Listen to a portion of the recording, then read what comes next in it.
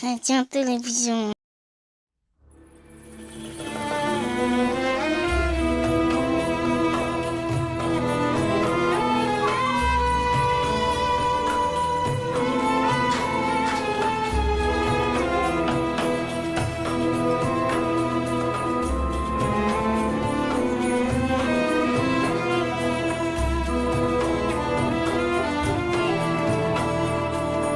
Rivka, le travail de la laine.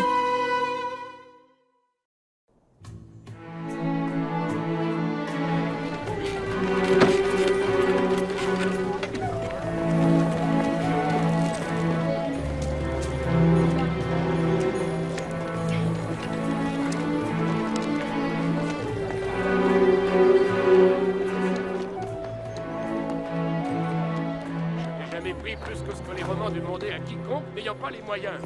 Et je n'apprécie pas que tu parles ainsi. Aaron, mon cher mari. Parfois, quand tu as bu, ton jugement a une forte tendance Quand à... j'ai bu, mon jugement. Parce que je bois du vin à table, quel mal y a-t-il à cela? Cette femme est une menteuse, Rivka. Tu ne devrais pas l'écouter.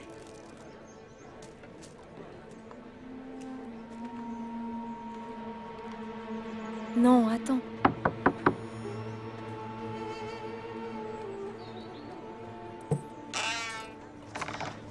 Oh, Mariam, Dahlia, entrez, entrez, entrez. Asseyez-vous. Dis-moi, comment va ta mère? Rivka, je me suis emporté et je voulais... Qu'est-ce que vous faites ici? Je ne peux pas croire que Moussa envoie sa fille pour s'acquitter de ses impôts. Cet homme est un vrai lâche.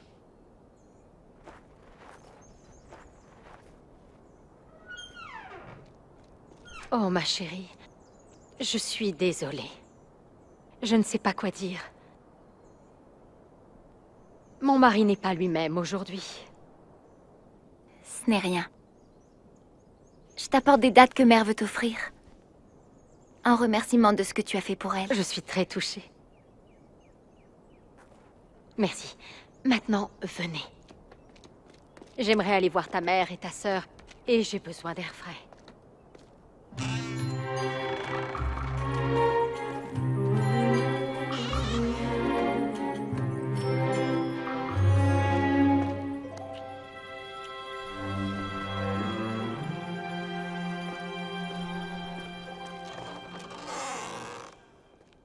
Tante Rivka.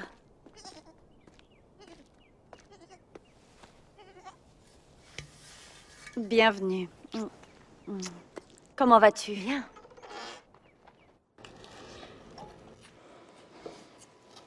Comment va ta mère aujourd'hui? Beaucoup mieux. Elle est chez Amira pour s'occuper de ses enfants malades. C'est bien ta mère, ça. D'aider les autres alors qu'elle va elle-même à peine mieux. Je suis sûre que ça lui fait du bien. Oui. Et toi, comment vas-tu, Sarah? Tu dois être fatiguée. À t'occuper d'elle, de toute la maison. J'ai été assez fatiguée ces derniers temps.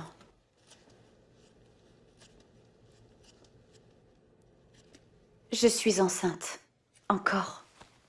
Oh! Et tu es inquiète.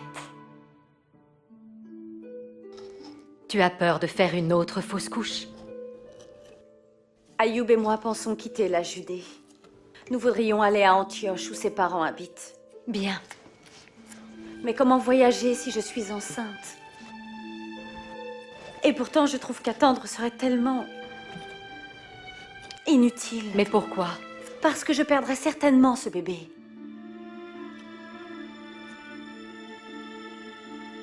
J'ai l'impression que Dieu s'est éloigné, tante Rivka.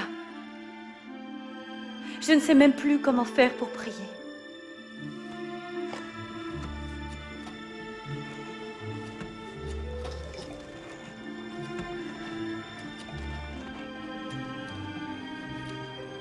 Il fut un temps Les disciples de Jésus se croyaient abandonnés par Dieu. Vraiment? Oui. Ils se trouvaient dans une barque, traversant avec Jésus la mer de Galilée. Jésus s'endormit dans le bateau et une grande tempête s'éleva sur le lac. Les disciples eurent vraiment peur pour leur vie. Tout comme tu as peur pour la vie de ton futur bébé. Et la peur des disciples était tout à fait compréhensible. Le bateau se remplissait d'eau, risquant de couler. Alors, ils le réveillèrent et ils lui dirent « Seigneur, ne prends-tu pas soin de nous ?» Il se leva. Il réprimanda le vent et les vagues. Il répondit à leurs cris, à leurs besoins. Et puis, il les désapprouva. Il s'adressa à ses amis. « Où est votre foi ?» Était-ce mal que les disciples viennent réveiller Jésus et qu'ils crient à lui dans leur détresse? Je ne crois pas. Non. Le problème, c'est qu'ils ont demandé s'il s'occupait d'eux et qu'ils doutaient qu'il ait le pouvoir de les aider.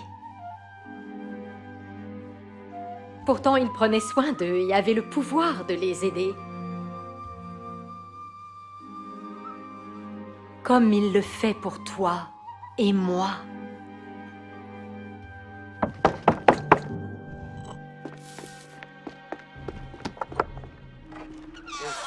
Moussa Barjona, le tailleur de pierre, est là. Non, c'est mon père. Il est réquisitionné pour la reconstruction de Beyrouth. Il doit se présenter à la forteresse dans 2 semaines.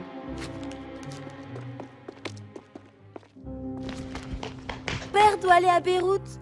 Les soldats l'ont dit.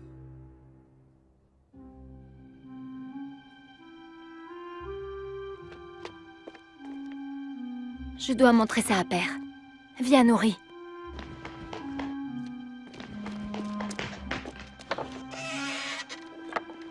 Et maintenant ça? Je suis désolée.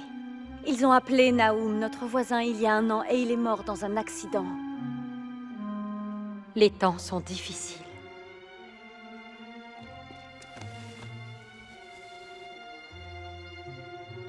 Ça fait vraiment trop, Rivka. Où est Dieu à présent?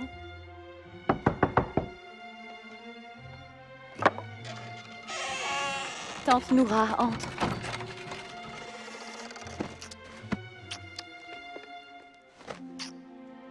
Je passais par là, j'ai vu les soldats à votre porte. Que voulaient-ils? Apporter une convocation. Père doit aller à Beyrouth. Beyrouth? Oh, que d'ennui, mais que d'ennui. Et mon pauvre Yusha n'est plus là pour aider. Désolée, Noura. Il m'a quitté l'an dernier. Maintenant, il est avec ses ancêtres. Grâce aux Romains. Tu as bien tenu le coup, Noura. Bien tenu le coup? C'est ce que nous faisons. Nous tenons le coup. Mais où est Dieu? Nous a-t-il oubliés?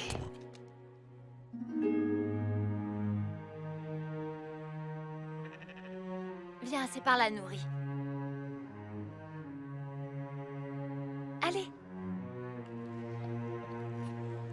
Dans de tels moments, il est tentant de penser que Dieu ne s'occupe pas de nous. Mais Dieu a le regard sur nous. Surtout dans ces moments difficiles. Dieu nous aime et veut que nous goûtions à son amour. Il voulait que nous fassions partie de sa famille. Rappelez-vous le jardin tout au commencement. Dieu créa l'homme à son image. Dieu marcha avec l'homme et la femme dans le jardin. dans la fraîcheur du soir. Mais ensuite, leur rébellion les sépara de Dieu. Leur faute les força à fuir. Ils étaient honteux, effrayés. Mais même dans leur rébellion, Dieu alla à leur recherche. Tout comme Jésus vint pour nous chercher quand il vint ici sur terre, pour vivre parmi nous et mourir pour nous. Porter notre péché, notre honte, par son amour et son sacrifice. Nous sommes de nouveau accueillis dans la famille de Dieu. Quand nous confessons nos péchés et acceptons son sacrifice pour nous, nous avons à nouveau accès à notre Père Saint. Nous devenons ses fils, ses filles. Tu veux dire que je peux être fille de Dieu? Oh oui, un membre de sa famille. Mais ne faut-il pas être parfait pour faire partie de sa famille? Je ne suis pas comme Jésus. Je ne suis pas parfaite. Moi non plus. Parfois, nous aimons prétendre que nous le sommes. Je suis une vieille femme, trop âgée pour le prétendre. Aucun d'entre nous n'est bon réellement.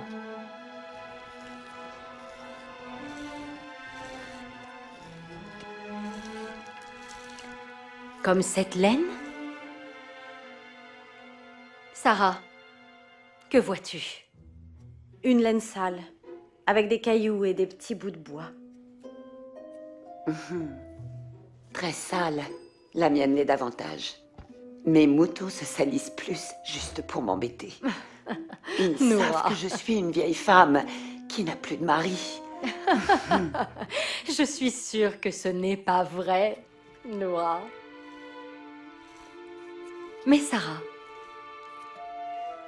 que deviendra cette laine?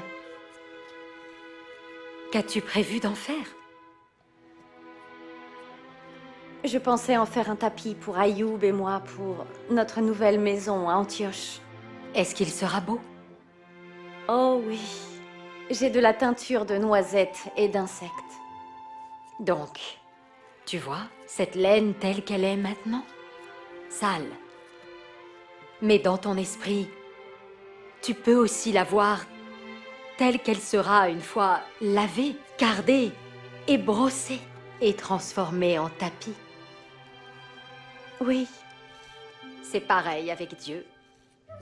Il te voit telle que tu es maintenant, mais il te voit aussi telle que tu seras quand il aura achevé son œuvre dans ta vie. donc Dieu sait que je suis salie et embrouillée comme cette laine, mais il me voit telle que je serai quand j'irai au ciel. Oui. Dieu a commencé cette œuvre magnifique en toi quand tu t'es engagé à suivre Jésus. Et il va terminer ce processus avec toi parce que tu fais partie de sa famille maintenant. Parfois, la vie c'est comme garder cette laine. On est tiré, et on devient si fragile. Parfois nous sommes presque brisés. Oui, Noah. Et nous souffrons. Oui, comme la laine qui doit bouillir dans la teinture. C'est un long travail, n'est-ce pas? Notre bienheureux frère, l'apôtre Paul, qui est en prison en ce moment à Rome, a écrit dans l'une de ses lettres que nous sommes l'ouvrage de Dieu dans le monde, créé en notre Messie Jésus, pour faire les bonnes œuvres que Dieu a prévues d'avance que nous fassions. L'ouvrage de Dieu? Eh oui. Regarde ce tapis. Qui l'a fait? C'est moi. Est-ce que ça t'a demandé beaucoup de temps? Oui, vraiment beaucoup. As-tu eu du plaisir à le faire? En grande partie. Et surtout maintenant en le regardant. Mais tout ce qui est beau prend du temps pour devenir parfait. Le processus est long. Et notre voyage sur Terre est long. Lent. La vie est longue au milieu, mais elle est courte à la fin. Un nuage de fumée, un instant, et la vie s'arrête. Mon pauvre Yusha. Oh, Noura. Si tu mets ta foi en Jésus et entres par lui dans la famille de Dieu, tu pourras parler à Dieu, ton Père, et lui apporter tes soucis, tes joies. Notre apôtre Pierre dit que nous devrions lui remettre nos fardeaux, les déposer sur ses épaules, parce qu'il veut les porter pour nous. Mais comment faire cela? En s'adressant à lui? Oui, tu peux tout lui dire, tu sais.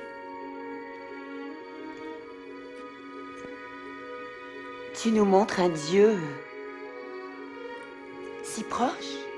Plusieurs ont ainsi mis leur foi en Jésus, et il est proche d'eux. Et il veut être proche de toi. Tu dois le prier. Et lui dire que tu veux le voir. Commence par là.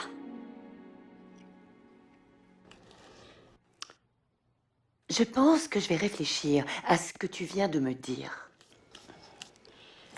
Mais maintenant, je dois retourner auprès de mes moutons sales. Je prierai, comme tu dis.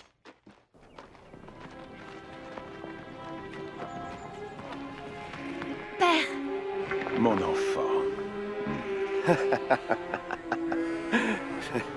Mariam.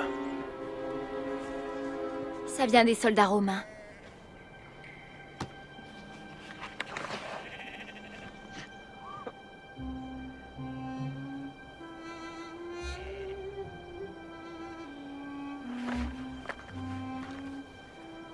Je dois partir pour Beyrouth dans quelques jours. Beyrouth?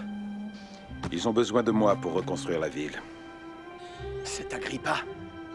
Il se dit notre roi, mais ce n'est qu'une marionnette romaine. Qu'en a-t-on à faire de ce qui se passe à Beyrouth? Ne le fais pas, père. Pourquoi aiderais-tu ce traître, Agrippa? Daoud, ne parle pas de cette façon devant ton petit frère. Tu ne veux pas qu'il sache la vérité. Que veux-tu donc, mon fils? Faire venir l'épée de Rome sur toute notre famille? Ferme ta bouche. Pense à Nourri. Pense à tes 2 sœurs. Et pense à ta mère. N'y va pas, père. Même Mariam le sait. Même Nourri le sait. Ce ne peut être la volonté de Dieu. Ne leur obéis pas. Tu sais qu'ils vont profaner le temple de notre Dieu. Si tu les aides maintenant, ça s'arrêtera quand? Daoud, tu sais très bien que je dois y aller. Dieu sait qu'il le faut. Mon fils, tu sais ce qui arrivera si je refuse.